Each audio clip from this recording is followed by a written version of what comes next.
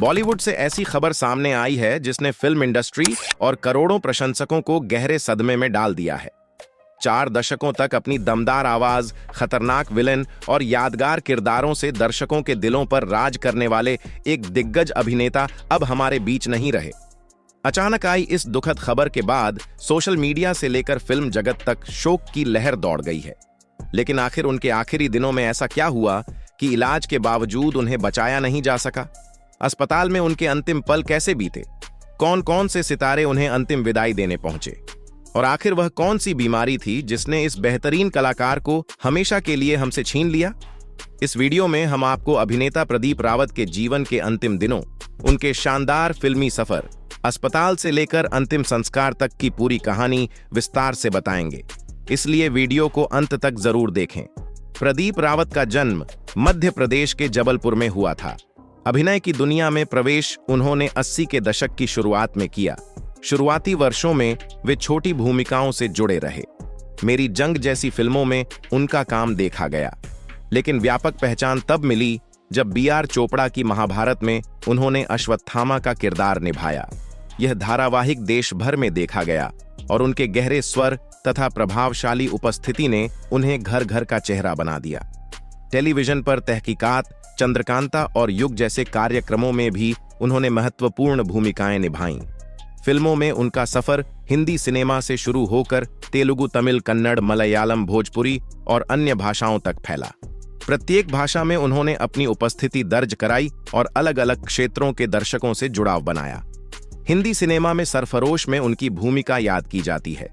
लगान में देवा सिंह सोढ़ी के रूप में उन्होंने एक सिख सैनिक का किरदार निभाया, जो फिल्म की कई यादगार छवियों में शामिल रहा। आमिर खान के साथ काम करते हुए गजनी में खलनायक की भूमिका उन्होंने निभाई। यह किरदार पहले तमिल फिल्म में भी उनके द्वारा निभाया गया था और हिंदी संस्करण में भी उसी तीव्रता के साथ दोहराया गया।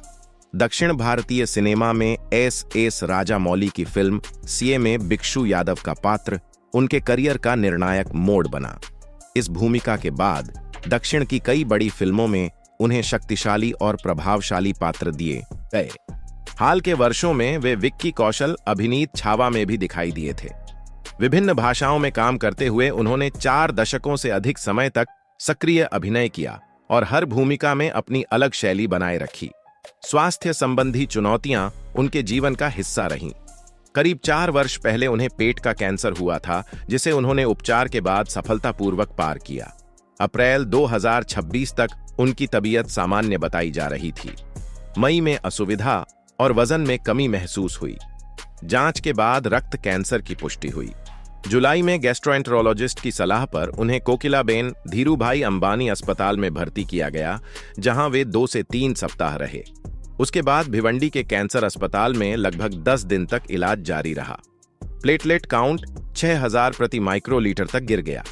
सफेद रक्त कणिकाएं बढ़ गईं और शरीर की रक्षा प्रणाली बहुत कमजोर हो गई। प्रबंधक के अनुसार अचानक आई गिरावट के बाद स्थिति नियंत्रण से बाहर हो गई और 4 अगस्त की शाम वे नहीं रह सके। निधन की खबर फैलते ही उद्योग में शोक व्यक्त किया गया।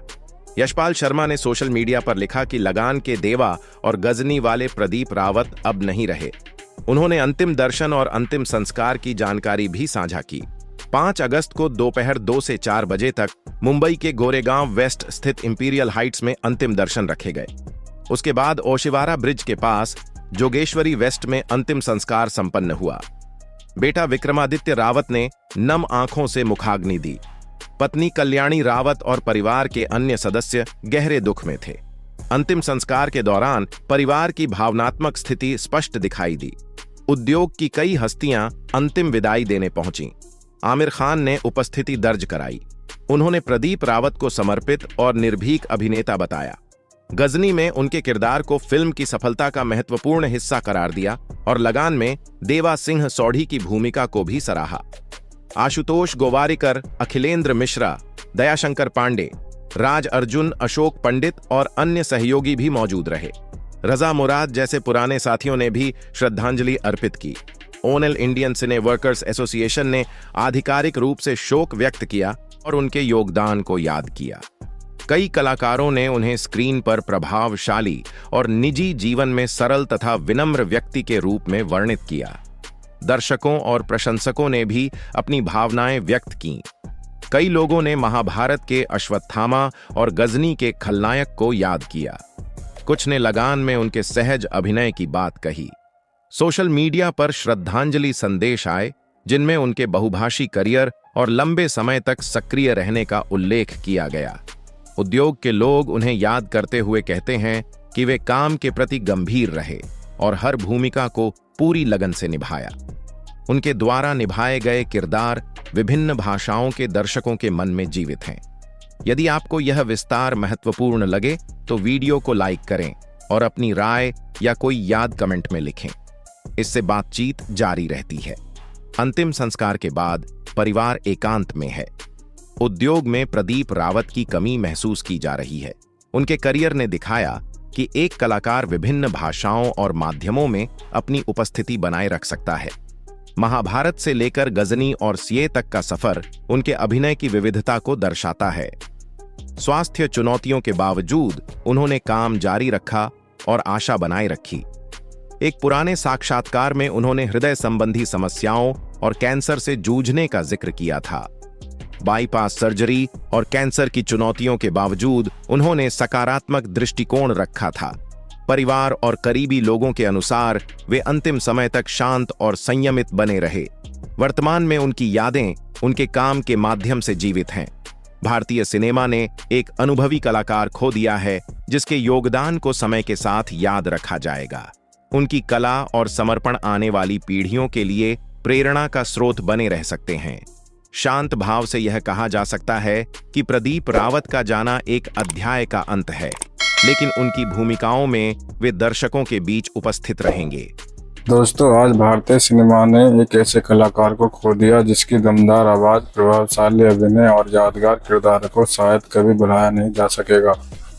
प्रदीप रावत सिर्फ एक अभिनेता नहीं थे, बल्कि मेहनत, अनुशासन और समर्पण की मिसाल थे। उन्होंने 4 दशकों से भी अधिक समय तक हिंदी ही नहीं बल्कि कई भारतीय भाषाओं की फिल्मों में अपने अभिनय की अमिट छाप छोड़ी। महाभारत के अश्वत्थामा से लेकर लगान, सरफरोश, गजनी और शेर जैसे किरदार हमेशा दर्शकों के दिलों में जीवित रहेंगे।